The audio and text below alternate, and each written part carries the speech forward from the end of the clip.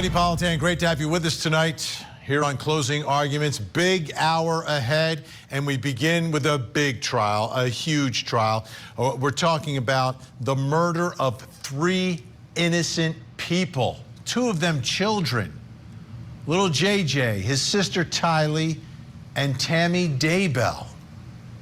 Now, Lori Vallow has already been convicted of these murders. Her own children, and conspiring to murder her new husband's wife, right? Well, she couldn't marry him until the wife was gone.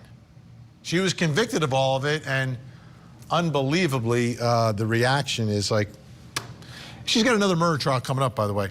So now Chad Daybell on trial, same case, same circumstances, charges slightly different. But he's in court, and Matt Johnson, Court TV, crime and justice correspondent, is in Boise, Idaho, as jury selection continues and has a report for us tonight.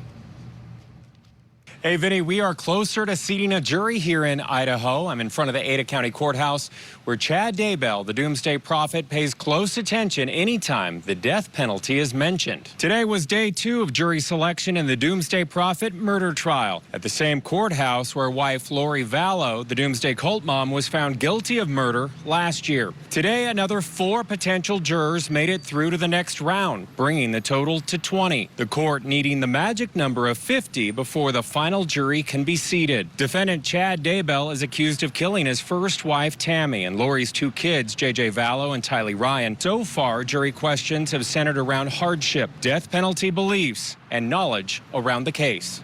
You had indicated that you had formed an opinion of Mr. Daybell's guilt and that you could possibly set it aside. Has that opinion changed today, as of today? No. Okay. Your Honor, I would move to excuse this juror. And with what you did know about that, do you think that could in any way shape your opinion about the presumption of innocence for this defendant going into the trial? I think it's possible, yeah. You're excused from your jury service, and please drop that questionnaire with the bailiff. Do you recall last week when you answered your questionnaire, thinking about and answering questions concerning the death penalty? Okay, are the answers you provided in that questionnaire still accurate and reflect the way you feel as you sit here today? I do agree. Okay. You indicated in your questionnaire you support the death penalty when you were given the option of yes or no, support or oppose. You said support. Do you still agree with that stance? I do. In the gallery, we've seen lots of familiar faces from the first trial, including lead detective Ray Hermosillo from Rexburg Police Department, several journalists and podcasters from across the country, but so far no family of the victims, but they plan to be here. Here's what Kay and Larry Woodcock had to say about Chad's trial. Chad's attorneys are going to throw her under, not a bus, but a steamroller. Yeah.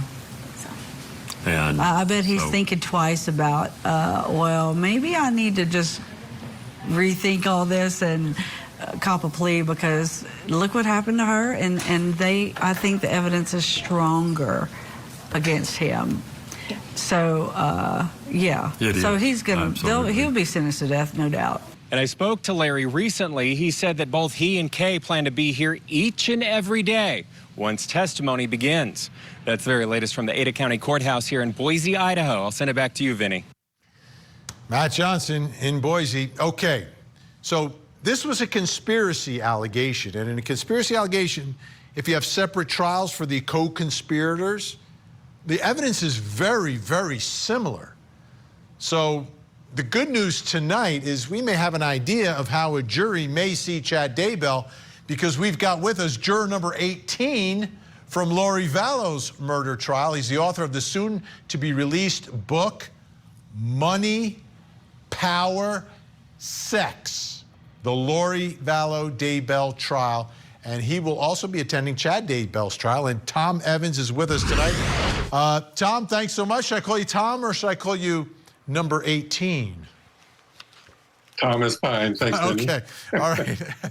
So let's start here. I want to begin because in the trial where you were a juror, Lori didn't really testify. You heard from her, but then she spoke at the end, this bizarre statement. I want to play it one more time for the folks at home and for you, and I'd just like to get your reaction to this. Let's watch. Jesus knows me, and Jesus understands me. I mourn with all of you who mourn, my children and Tammy. Jesus Christ knows the truth of what happened here. Jesus Christ knows that no one was murdered in this case. Accidental deaths happen. Suicides happen. Fatal side effects from medications happen. So tell me, Tom, if she had gotten up on the witness stand and said that, would that have changed your mind about anything? And what are you hearing as she's speaking? Well, I took that 5-hour drive to Fremont County Courthouse to see that sentencing, and that was the first time that I'd ever heard Lori speak in person, and it was bizarre, and it was offensive. I think all you have to do is look at Lindsay Blake's face, prosecutor Lindsay Blake, in that video, and see her reaction to what Lori had to say. So in that relationship, Chad and Lori, after hearing all the evidence, seeing the evidence, who did you feel in that couple? Who was the leader? What were their respective roles in this relationship that they had and everything that followed it? That's a good question, right? Because they proved to one jury that Lori was guilty, and now they're going to try to prove to another jury that Chad's guilty. But I think both can be true because Lori murdered her children and Tammy, or was in the conspiracy to do so. But I think Chad was the guru. He was the leader. He was the religious leader and the priest holder in that relationship. That's interesting. Did you feel at all that Lori was seducing him, manipulating him, getting him to do whatever she wanted by, you know, batting the eyelashes and curling the long blonde hair? Yeah, that's exactly what she's really good at. But yeah, she absolutely did that to Chad, but that doesn't mean that he wasn't doing the same thing to her. He was using her in his own way. He was this higher level religious person that she looked up to, and she sought him out. But on the other hand, she was exactly what Chad wanted. So unfortunately, at some point, the two came together. I want to play for you some of the testimony from the trial. Here's Special Agent Doug Hart talking about Chad and religion. On page 47 and 48, you indicated in your testimony that Chad Daybell used religious concepts to manipulate others. Is that correct? Yes. What did you mean by that? Chad Daybell purported himself to be a visionary man who could discern light and dark spirits. He claimed to receive revelations, and he would use those things to his own selfish purposes. To manipulate a lot of people? Yes. Including Lori Daybell? At times. Let me ask you, Tom, do you believe that Chad believed he was a visionary, that he had some sort of a gift here? Do you think he actually believed his own stuff, or was he kind of like, hey, I have some gifts here, people, and was kind of like shoveling it at people to sell books and have a following and find a blonde-haired, blue-eyed woman? Right. I mean, he must believe it. Would he be putting us through everything he's still putting us through if he didn't? I think he does, but I still don't really have the answer to that question. Let me play for you this, Chad's neighbor, which has some fascinating testimony about interaction with Chad after Tammy's death and about Tammy's death. Let's take a listen. Do you recall a time in approximately February of 2019 when Chad came to your residence? Yes. And do you recall him making any kind of a statement that stuck out to you? Yes, he made the statement as he was leaving that he says, I don't know if I should tell you this or not, but Tammy is, I've seen a vision that Tammy's going to die and move on before her 50th birthday. All right, Tom, how do you interpret that statement made by Chad before Tammy's dead, telling a neighbor that he had a vision that Tammy's not going to make it before her 50th birthday? Well, and he's not the only one that Chad said that to. And I think Chad had this planned out, and I'm not sure for how long, but I'm thinking it might have been for a long time. So he may have had this planned early on. Right, so more of premeditation than a premonition, right? It's not like he got a vision, it's like he had a vision for what he wanted to happen here. I want you to listen to Dr. Eric Christensen, and here we're talking about the death of Tammy and what happened to her. Let's watch. In your experience, or would you be able to determine would you expect a dead person to roll out of bed? Not without some external force applied. So there are a number of scenarios that I've seen over the years where a dead body has moved. Generally speaking, that is in the setting of decompositional changes, where the body is actually changing shape and configuration because of bloating and other postmortem changes. That does not happen in the early postmortem period. And a person who is, recently deceased would not be expected to move on their own without the application of some other external force. Wow. So let me ask you, Tom, based on all the evidence that you saw, everything that you heard, how do you believe Tammy died? And if it's homicide, who do you believe is responsible? What do you think happened to her? So the most interesting thing about his testimony to me was the bruising. She had bruising on her arms, and we saw pictures of the bruising, and he said they happened around the time of her death. He couldn't pinpoint whether it happened right before or right after, but obviously it must have happened right before. And there wasn't a lot of bruising, and that was the thing that struck me, because she would have fought really hard for her life. So it couldn't have been just Chad. And I don't think it could have been just two people. She had no bruising anywhere but on her arms, which indicates to me that somebody must have been holding her legs down. Somebody must have been holding her arms down while she was being asphyxiated. Wow. So let me ask you the follow-up to that. Do you believe Alex Cox could have been there, Lori's brother? Yeah, Alex Cox's phone was a couple blocks away from the house at the time of Tammy's murder that night. And there was somebody, I'm not sure, I know Garth was home, Chad's son, Chad and Tammy's son. And I think there might have been some other of their kids home, adult kids. So I'm thinking maybe Alex walked to the house, snuck in, and they quietly did away with Tammy. It's just chilling. It is so chilling to think that this actually happened. Let me ask you, Tom, you're not from where this all took place. You're on the other side of the state, in a different county. Did you hear anything about this before being called down to the jury? Like, I don't think you ever watched my show, but did you hear anything about this, whether it was casually or perhaps maybe on the local news?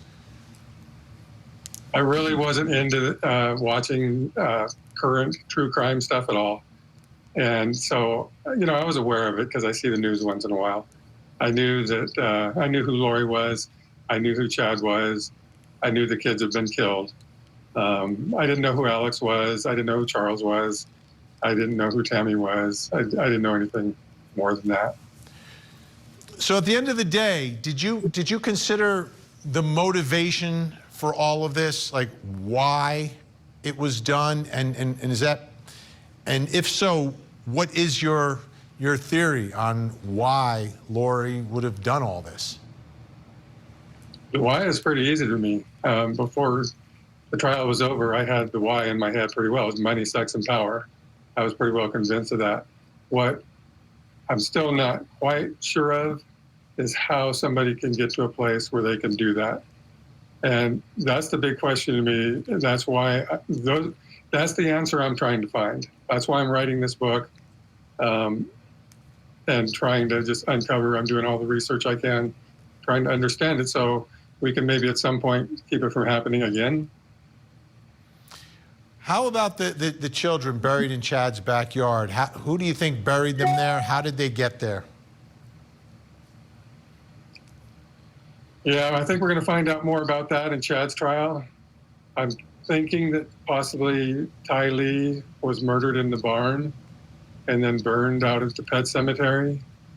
But I don't know that for sure. I think that'll probably come out. But anyway, so I know that Alex was there.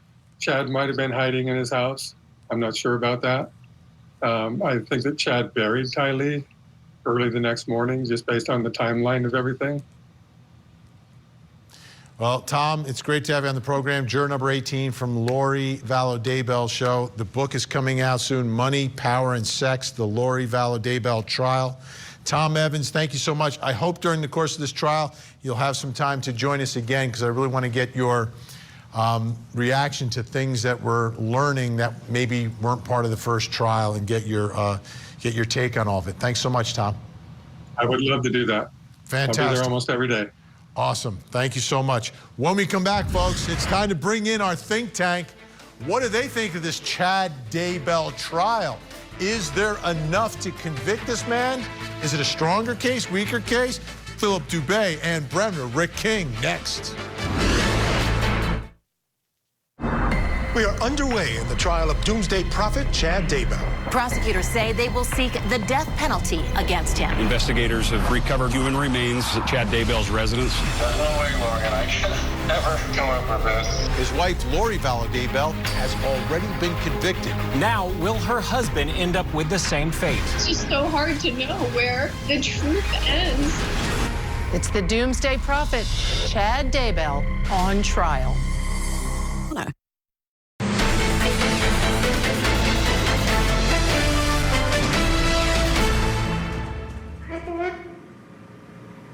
Hello? Are you okay? So they're searching the property. The house right now? Yeah. Yeah. No, What, are they in the house? no, they're out in the property. Are they seizing stuff? Again? They're searching. There's a search warrant, so glad you called. Yeah. So we'll see what transpires. Okay.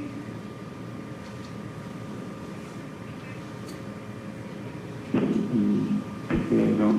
What do you want me to do? Pray. What? What do you want me to Yeah, pray. Man, you could just feel the electric in the air with those two. What was that? By the way, those are like the last few moments of Chad Daybell's freedom on the outside, because soon thereafter he kind of leaves, so they follow him, and then they take him into custody because of what they find in that search of his backyard. All right, let's bring in our think tank. Joining us tonight in Seattle, Washington, trial attorney, fellow of the American College of Trial Lawyers, Ann Bremner. Also with us in West Palm Beach, Florida, trial attorney, former police lieutenant Rick King. And in the city of Angels, Los Angeles, California, deputy public defender for LA County, Philip Dubé. Great to see everyone tonight. Ann Bremner, what did you think of 18's take, juror number 18, Tom Evans, on what he thought happened to Tammy? Like, he heard all the evidence. He believed that there's two of them in there holding her down, committing this murder. That was astonishing. I don't think I'd ever heard that anywhere before. And he got it from the evidence. And so that's just chilling. But I don't know if anyone else had heard that before, but that's something new to me. And I thought I kind of was doing a lot of reading about this case and viewing different things about the case and watching what was happening in the trial. But that is terrible. And this juror is great. I mean, he's going to write a book, figure out why this happened, make sure it doesn't happen with other people. But he knows the case very, very well. I mean, if I were one of the lawyers in this case now with Chad, I'd try and talk to him as much as I could. Oh, absolutely. Rick King, this is a case where there's, co-conspirators, separate trials. The evidence can be very similar. And from everything he saw and heard, Chad's in on all of this. Do you think the case is stronger against Chad in terms of because he is the prophet, because he is lying in the bed next to Tammy? So when juror number 18 was talking, and you kind of touched on that, my whole feeling was like, can you have it both ways?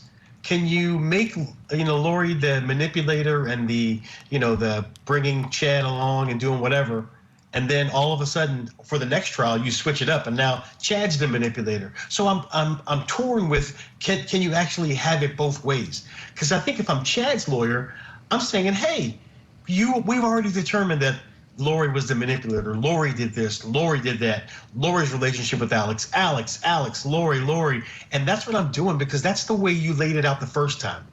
So the question is, can they reel it in and then roll it back out another way? I don't know.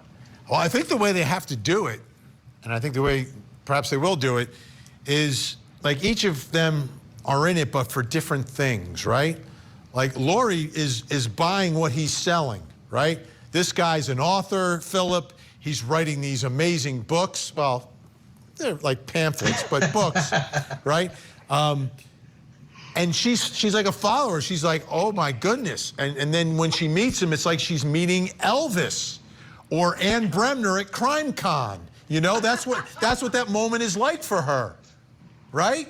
So if that's what she's getting from him is this whole prophecy stuff and some meaning in her life of being, one of the leaders, and he's like, well, I want something a little different from her, all right?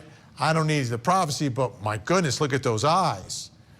Whew, look at those dance moves. She was sending him dance videos, Philip. Before Charles was shot, she was getting dance videos in the mail. What do you think of that? I don't think it's enough to want to kill your kids just so you can be in the celestial kingdom. What on earth would drive her into believing that her children are zombies? That's what's key here. And frankly, I think that it was a missed opportunity to put on a mental defense for that woman. Do I think that Chad is going to throw her under the bus? Well, the short answer is it depends. I want to hear what the DNA evidence is as against Chad. If you remember, the reason why the trials were severed, Lori did not want to waive time for additional testing of the DNA. She wanted to get to trial right away. And I think the reason is they already had DNA on her. Remember, they found her hair on one of the kids in the graves in the backyard of the pet cemetery, where Chad's house is and where they were both living together. Chad might be banking on extra DNA testing to clear him. If nothing shows up with his touch DNA, any type of saliva or hair samples, I think he has a stronger case to say he didn't have anything to do with it. He's not a co-conspirator. He didn't kill anybody. And maybe she did do it because, remember, she lived there with him. Had she not have lived there, then I would say, well, look, I think she was gone though. When Tammy died, she was in Hawaii. She was out of town. Yes, that is correct. But who knows when the kids actually got buried in the pet cemetery there on Chad's property. So I think it remains to be seen what the DNA is that they have as to Chad. But for now, I got to tell you, all they really have are a bunch of statements, some cryptic phone calls to one another about their house getting searched, that they're there right now. And it just seems a little unclear as to what they have on him, frankly. I don't know. I don't think there's enough, at least for media purpose, to say that there's proof beyond a reasonable doubt that he's a co-conspirator to killing Tammy and the two kids. And remember, the other thing that's really key here, Vinnie, and I think Ann and Rick will agree, there was already an autopsy done on Tammy. She died of natural causes from pulmonary edema. No, there was no she was like buried like real quick. There was just like, they kind of eyeballed her and said, okay, that's it. There was some mysterious pink fall. Original cause of death was pulmonary edema. They found fluid in her lungs. I think they're stuck with that. Okay. We'll see what kind of rabbit they can pull out in Chad's trial. 10 seconds, because we got to get to break. Let me just say this though. Why, if those are my kids, why would you not expect to find my hair on them, no matter where they are? No, if it was in the duct tape. It was in the duct tape. It was in the duct tape, Rick. But so what? It's on. Let's say it's on their shirt, on their hands, whatever. They get duct tape, and it's in there. I'm sure. Listen, no disrespect to him. I love Ann Bremner, but I bet Ann Bremner's hair is everywhere. Yeah. That's a podcast. That's the name of the podcast. Ann Bremner's hair is everywhere. Up next. The Apple River stabbing was caught on camera, but what does it show? Murder or self-defense?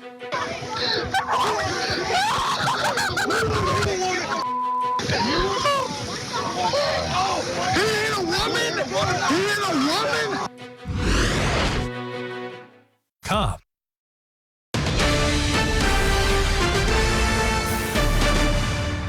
Were you able to see where Mr. Miu went after he stabbed these folks? No. Were you concerned about where he went, or were you No. Did you make your way up to Isaac? Yeah. Were you able to see that he had been wounded?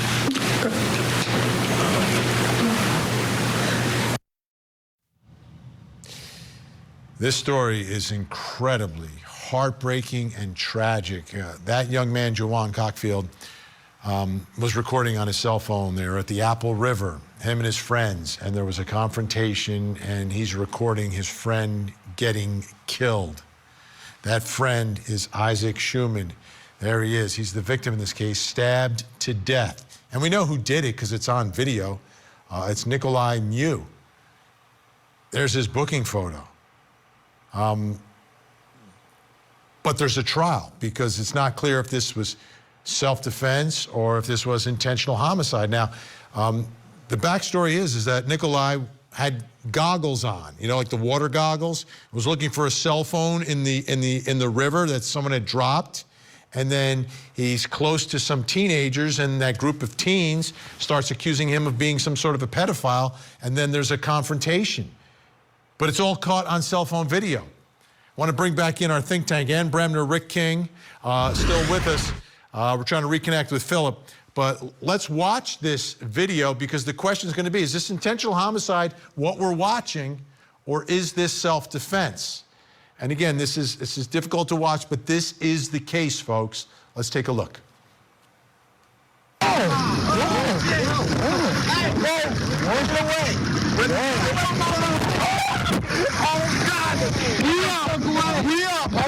What are you talking about? What the hell are you talking about?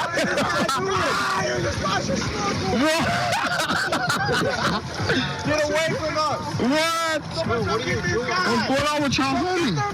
He's on camera. Guys, let's go. He's on 14. Yo, the new iPhone got that good quality. What do you say?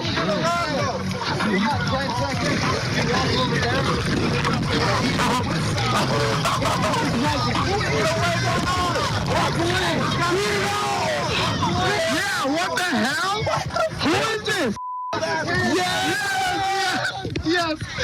From the culture. Who is that? From the culture. Who is that? Who the hell is this? Bro, it doesn't matter. He said he was looking for little girl.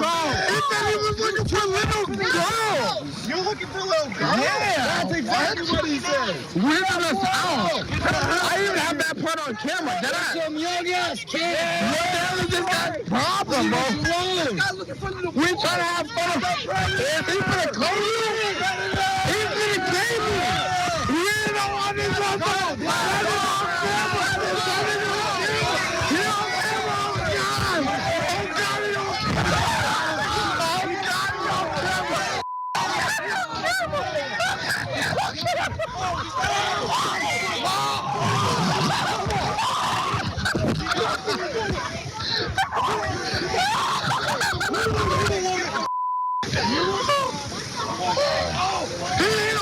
hit a woman? You don't hit a woman. He hit a woman. You killed him.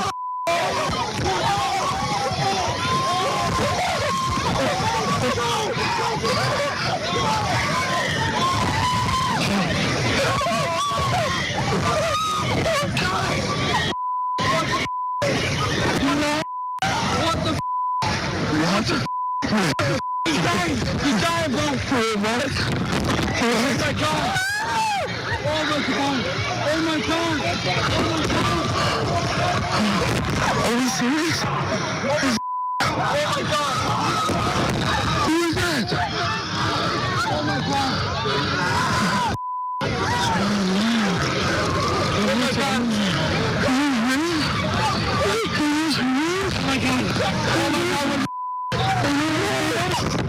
Is this real? That's not bike! That's not bike! That's not bike! That's not bike! That's not Isaac! Oh my God! Oh my God!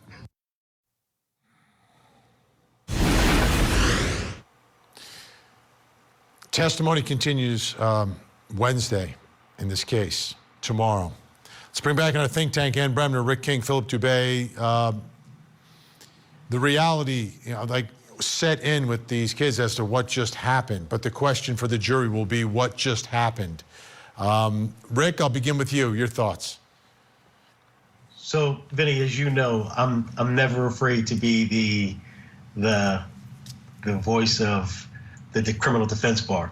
And so when I tell you, when I look at that, what I saw initially was the younger people surrounded the guy, and it's apparent that he had a weapon. I recognized that from the video, and I read the reports, and I saw that once I watched the video after reading it, I could see the knife clipped to his short. So he had a weapon. They surrounded him. The question was did he? Because as you know, in Wisconsin, they don't have stand your ground. So he has to, if he has a clear path to escape, he has to take it. And I guess at some point the question will be, did he actually have that clear path of escape? And as I watch it, I'm not sure right now. There's much more that I would need to see, but right now it doesn't quite look that way. And so I think this is a trial case, and I think the jury will get a chance to make that decision. Philip Dubé, what did you see? What was that? What did we just watch? Like, we watched a teenager get stabbed to death, but the question is, what did we watch? What you really saw was a bunch of kids clad in bathing suits, soaking wet, unarmed, almost like playing a game of limbo, kind of like out on the Pacific Islands there, getting a little rambunctious, maybe calling him a couple of names, maybe even a couple of shoves. But under our criminal laws, name calling and a shove is not grounds to use deadly force. He went on the offensive with that knife. I think the only issue for this jury is going to be not whether or not he acted in self-defense, because under the self-defense laws in Wisconsin, he has to show that he had an honest and actual belief in the need to use deadly force to stave off imminent deadly harm, and that use of deadly force was reasonable. In other words, objectively looking at it as a jury. And if it's an honest belief on his part, but it's unreasonable, the jury can come back on a second degree and not a first degree. And by the way, that's tantamount to a life sentence. Alternatively, he can go with a straight element defense, meaning there was no intent to kill. It was just to stave off, parry the blows, get these kids away. He didn't mean to end a life. And a jury, I think, would be hard-pressed to say it was a perfect or even an imperfect self-defense than they would be to say, hey, I don't think he really intended to kill. The question is, what does it get him? Maybe assault with a deadly weapon, or maybe a manslaughter, which is better than life or life without parole, because some of these attempt murder counts, I believe, carry up to 60 years apiece. So it is tantamount to a life sentence. They do. Yeah. Ann Bremner, what did you see, and what lingering questions do you have? I'm not really sure what I saw, Vinny, and I think that could be room for reasonable doubt with the jury. But when I saw that blood in the water, You know, I thought that could be a lot of a basis for a conviction. But I didn't see anyone else armed. I didn't see anyone threaten to kill him. I didn't see any like atmosphere of fear that would make him put in a position where he would reasonably believe or honestly believe he had to resort to deadly force. So I think under Wisconsin law and under these facts, even with what I'm not really sure what we saw there, I don't think that's enough for reasonable doubt. And I think that he's probably going to go down on it. It's just so horrible to watch that. It's tough. And that the testimony of the young man was really brutal. I mean, it's heartbreaking to see his reaction in the video. That's in real time. And that's like a reality check for all of us. But this stuff is tough, tough, tough. Think Tank staying with us. Time to fasten our seatbelts because up next. In tonight's Tank Takes, a deer, yes, a deer, breaks into a bank and is caught on camera. And tonight we're wondering, how many bucks was he trying to steal? Weekdays on Court TV. This is terrifying. Why didn't you help the police? I don't know if she's breathing. Every minute counts. Listen clearly. One of the most successful true crime shows ever. I'm a decent guy. He deserves whatever he gets. Can now be seen twice a day on America's original true crime obsession. She was killed here? This is crazy. She didn't deserve that. 48 hours on Court TV. Weeknights and mornings at 7, 6 Central on Court TV.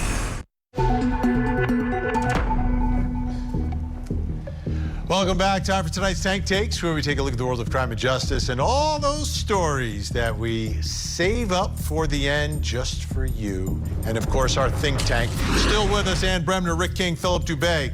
Are you ready? Ready. Let's get to our first one. I'm calling this one, It's Really Fun.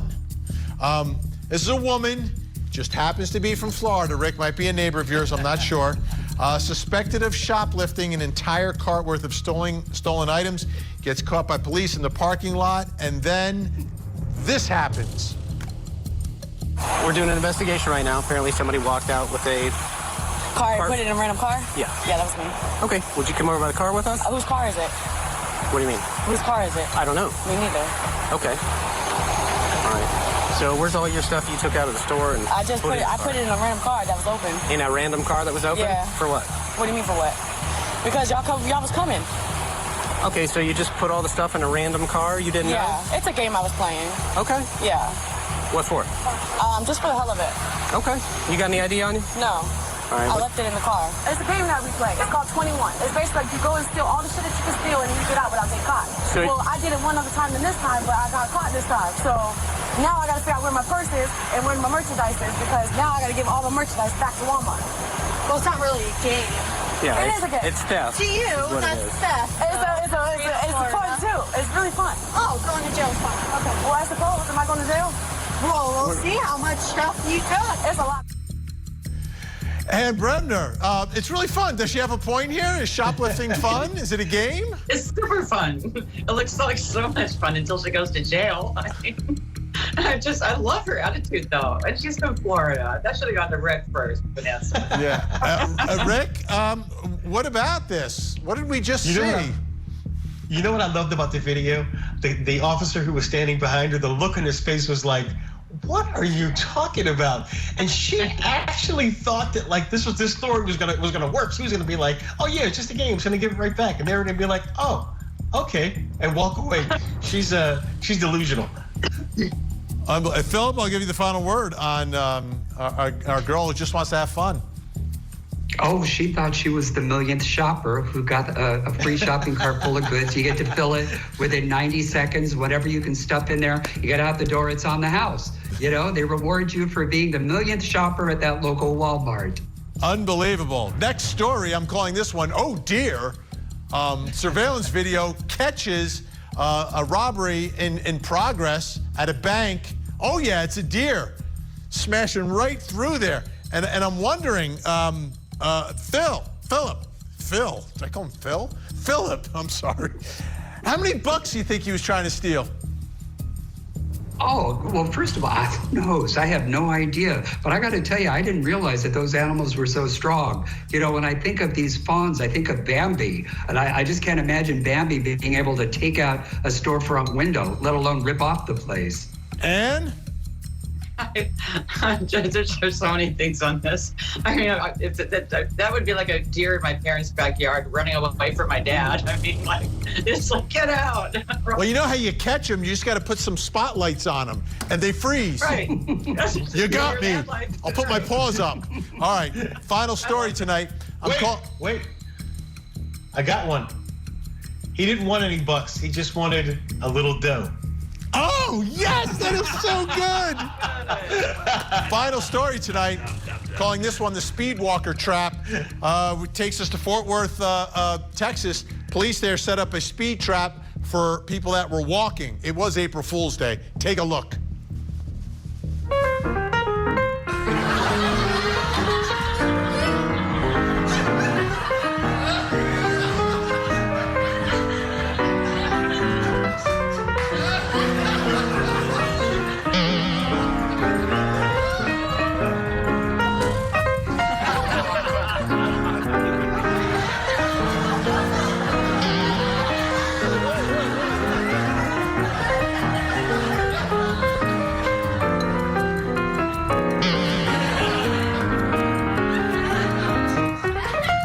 So here's my question.